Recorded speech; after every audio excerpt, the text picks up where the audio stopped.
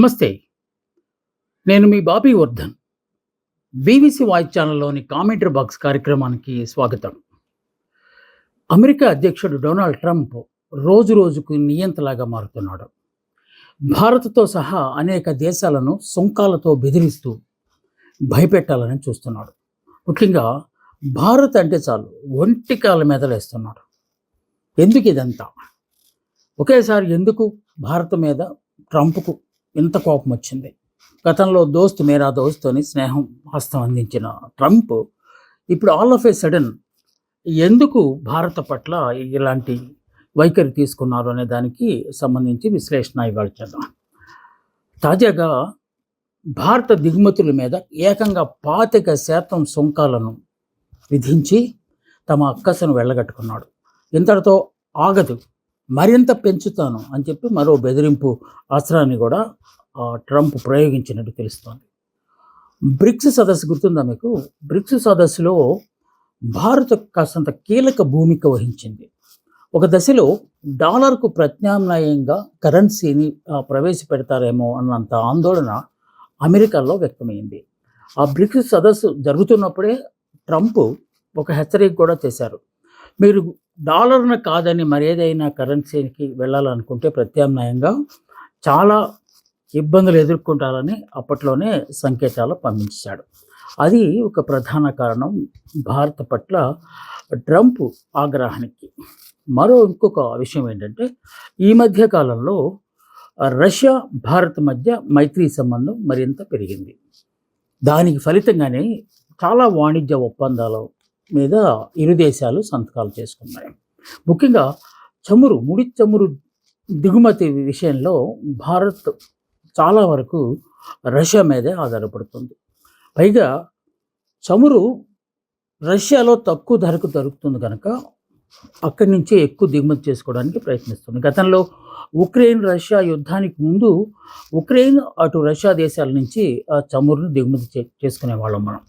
కానీ యుద్ధ బాగా పెరిగిన తర్వాత ఉక్రెయిన్తో అంత సంబంధాలు లేకుండా రష్యా నుంచే ఎక్కువ శాతం, ఆల్మోస్ట్ 40% మనకు కావలసిన చమురును రష్యా నుంచే దిగుమతి చేసుకుంటాం. ఇది ట్రంప్కు కాస్తంత కిర్రెక్కిచ్చినట్టు కనిపిస్తుంది. సో మా దగ్గర నుంచి చమురు కొనకుండా రష్యా నుంచి ఎందుకు దిగుమతి చేసుకుంటున్నారు అని ఒక అవాంతరాన్ని ఆయన పెట్టే కార్యక్రమానికి శ్రీకారం చుట్టినట్టుగా కనిపిస్తోంది. ఇంకొక విమర్శ కూడా ఆయన చేశారు భారత్ మీద. అదేంటంటే, రష్యా దగ్గర చౌకగా చమురు కొనుక్కొని భారత్ ఇతర దేశాలకు అమ్ముకుంటోందని కొత్త విమర్శ, విచిత్రమైన విమర్శ మరొకటి చేశాడు.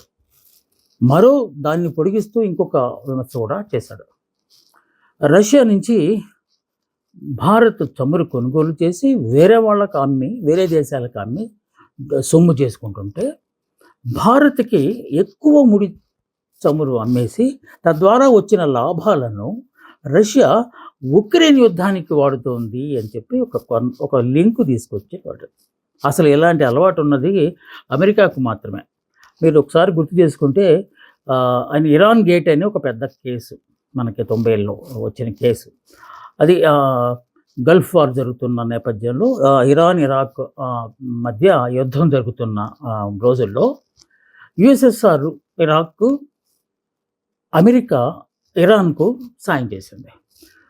సో ముబిడిగా ఇరాన్కు యుద్ధ సహాయం చేస్తున్నప్పుడు అమెరికన్ ప్రజలు ప్రశ్నించారు, ఈ డబ్బులు ఎక్కడి నుంచి మీకు వస్తున్నాయి అని చెప్పి.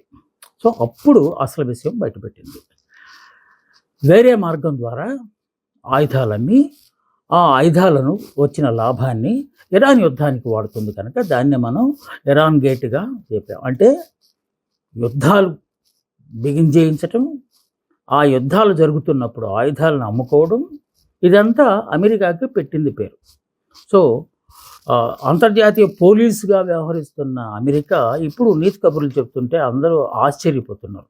రష్యా భారత్కు చమురు అమ్మి తద్వారా వచ్చిన లాభాలను ఉక్రెయిన్ మీద యుద్ధం చేయడానికి వాడుతుందని చెప్పి ఒక జోక్ ఆయన పేల్చాడు. తన సొంత సామాజిక మీడియా సోషల్ మీడియా ఒకటి ఉంది. ట్రూత్ సోషల్ అని ఆయనకు ఒక దుకాణం ఉంది. సోషల్ మీడియా దుకాణం. దాంట్లో పెద్ద పెద్ద లేఖలు పెడుతున్నాడు ఈ మధ్య. రెచ్చిపోతున్నాడు. తనకి ఇష్టం లేని దేశాలు, ముఖ్యంగా రష్యాతో సత్సంబంధాలు పెట్టుకున్న ప్రతి దేశాన్ని ఆయన విమర్శిస్తూ వస్తున్నాడు. ఎంత చేస్తే నిన్న మొన్నటి దాకా ట్రంప్ను వీరుడు, సూర్యుడు, దేవుడు అని కీర్తించాడు. యుద్ధాన్ని కూడా ఆపేస్తానన్నాడు. దానికి సంబంధించి ఉక్రెయిన్ నాయకుడిని పిలిపించాడు, జెలెన్స్కీని. అతను వైట్ హౌస్లో అవమానించి పంపించాడు. అంటే రష్యాతో పూర్తిగా సత్సంబంధాలు కలిగి ఉన్నాడు. ఇప్పుడు భారత్ రష్యాల మధ్య సంబంధ బాంధవ్యాలు పెరుగుతున్న నేపథ్యంలో అమెరికా సహించలేకపోతుంది. ఏ రెండు దేశాలు స్నేహపూరితంగా ఉన్నా కూడా సహించలేకపోవటం అనేది అమెరికాకి ఎప్పటి నుంచో వస్తుంది. ఉదాహరణకు భారత్ పాకిస్తాన్ల మధ్య ఏమైనా సన్నిహిత సంబంధాలు ఏర్పడినాయి అనుకోండి, వెంటనే ఎక్కడో ఒక పుల్ల పెడతాడు. అది భారత్లోనన్నా గెలుతాడు, లేకుంటే పాకిస్తాన్ అయినా రెచ్చగొడతాడు. సో అలాంటి చరిత్ర ఉన్న అమెరికా ఇప్పుడు నీతి కబుర్లు చెప్తూ ఉంటే ప్రపంచం అంతా విస్తుపోతూ చూస్తున్నది. సో ఈ చమురు విషయానికి వచ్చేసరికి భారత్ మీద చేసిన ఈ అపవాదుని భారత్ ధీటుగానే తిప్పుకొట్టింది. మాది ప్రపంచంలోనే అత్యంత పెద్దదైన ప్రజాస్వామిక దేశం, పైగా సార్వభౌమాధికారం ఉన్న దేశం. ఆ దేశం స్వీయ నిర్ణయాలు తీసుకునే అధికారం ఉంటుంది. అంతే తప్ప ఎవరో మోకాలు చేతి నీళ్లు తాగాల్సిన అవసరం మాకు లేదు. మా వ్యాపార అవసరాలు, మా ఆర్థిక సంబంధాలను పెంచుకోవడానికి మేము ఎవరితోనైనా దోస్తీ చేస్తాము, ముఖ్యంగా వ్యాపార సంబంధాలు ఏర్పాటు చేసుకుంటాం అని చెప్పి ధీటుగానే భారత్ అమెరికాకు సమాధానం చెప్పినట్టు అయింది. ఇందాక మనం అనుకున్నట్టు ఏ రెండు దేశాలు సఖ్యతగా ఉంటే సహించలేని ట్రంప్ ఇప్పుడు రష్యా భారత్ మధ్య స్నేహ సంబంధాన్ని అస్సలు జీర్ణించుకోలేకపోతున్నారు. అందుకే అవాకులు చవాకులు ట్రూత్ సోషల్ అనే దాంట్లో ఆయన పేలుతూ వస్తున్నారు. మిత్ర దేశాలను అసలు అమెరికా ఎత్తుగడ ఏంటంటే, తనతో స్నేహం చేసి ఏ దేశమైనా అది రష్యా కావచ్చు, లేకపోతే ఉక్రెయిన్ కావచ్చు, ఇరాన్ కావచ్చు, భారత్ కావచ్చు, ఇవన్నీ వాళ్ళు మిత్ర దేశాలుగా అనుకుంటే, ఆ మిత్ర దేశాలన్నీ తాను చెప్పినట్టుగా తన చెప్పు చేతల్లో ఉంచుకోవాలనే ఒక నియంత పోకడ అమెరికాకు తొలి నుంచి వస్తున్నది. ఒక్క ఒబామా రోజుల్లో తప్ప మిగతా అందరు అధ్యక్షులు, బిల్ క్లింటన్తో సహా అందరూ ఎలాంటి వైఖరి తీసుకున్నారు. ప్రపంచంలో తామే ఫస్ట్ అని చెప్పుకోవాలని తొలగే అమెరికా మిగతా దేశాల విషయంలోకి వచ్చేసరికి కట్టు బానిసలుగా చేయాలని వాళ్ళని తాము ఏం చెప్తే అది, అంటే తాము రిమోట్గా పనిచేస్తాము, మిగతా వాళ్ళందరూ ఆ రిమోట్కి అనుగుణంగా పనిచేయాలి అనే ఒక ధోరణి వస్తున్నది. సో ఈ మధ్య కాలంలో భారత్తో సాన్నిహిత్యంగానే ఉంది అమెరికా. కాకుంటే సడన్గా ఇలాంటి బ్రిక్స్ సదస్సు, ఇందాక మనం అనుకున్న బ్రిక్స్ సదస్సులో భారత్ కీలక పాత్ర వహించటము, ఆపరేషన్ సింధూర్లో నేనే ఆపేశానని ట్రంప్ చెప్తే, కాదు అది వాళ్ళు పాకిస్తాన్ వాళ్ళు కాళ్ళబేరానికి వస్తేనే మేము యుద్ధాన్ని ఆపేశాము అని చెప్పి అమెరికా భారత్ ఎప్పుడైతే ప్రకటించిందో అప్పటి నుంచి కాస్త అంత కినుకు వహించాడు.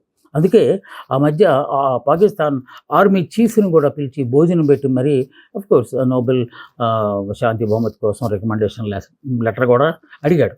సో ఇది అమెరికాకున్న ఒక చరిత్ర, నేర చరిత్ర. టెర్రరిస్టులను పెంచి పోషించడం, ఎవరికైనా ఎవరి మీదైనా కోపం వస్తే ఆ టెర్రరిస్టులను ఆ దేశం మీదకి వదలటం, ఇలాగ రకరకాల విన్యాసాలు చేస్తూ వస్తున్న అమెరికా ఇప్పుడు భారత్ మీద పడినట్టుంది. పనిలో పనిగా రష్యాను కూడా ఇప్పుడు దూషిస్తుంది. గతంలో సోవియట్ రష్యాతో చాలా వ్యతిరేకత వ్యక్తం చేసింది అమెరికా.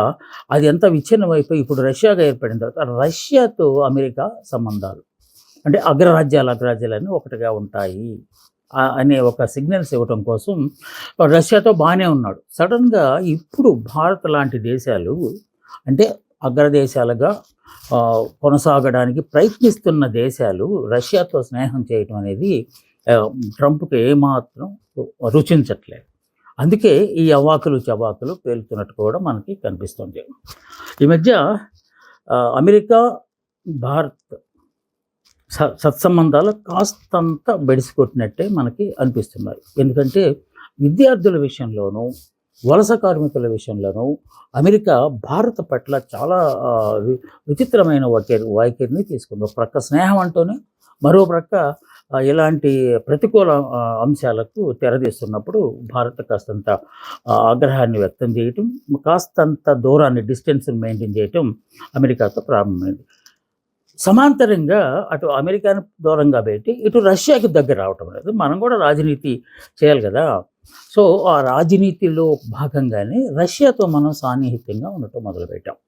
గతంలో అమెరికాతో ఉన్న వాణిజ్య ఒప్పందాలను కొన్ని ఆపుకొని ఇప్పుడు రష్యాతో ఎందువల్ల రష్యా మనకి చౌకగా ఇస్తుంది. కొంత ఫ్లెక్సిబిలిటీ ఉంటుంది. మన నుంచి కూడా కొన్ని దిగుమతులు చేసుకుంటుంది. సో, పరస్పర అవగాహనతో ఈ 2 దేశాల మధ్య రష్యా, భారత్ మధ్య సంబంధం కాస్తంత గట్టిపడింది. అందుకే అదేదో సన్యాసి రాసుకుంటే బూడిద రాలిందని మనకు ఒక ముతక సామెత ఉంది కదా! దాన్ని దృష్టిలో పెట్టుకుని మొన్న ఈ మధ్య ట్రంప్ గారు ఒక ఒక హేళన చేస్తూ ఒక మాట కూడా అన్నాడు. Russia and India both are dead economies అన్నాడు.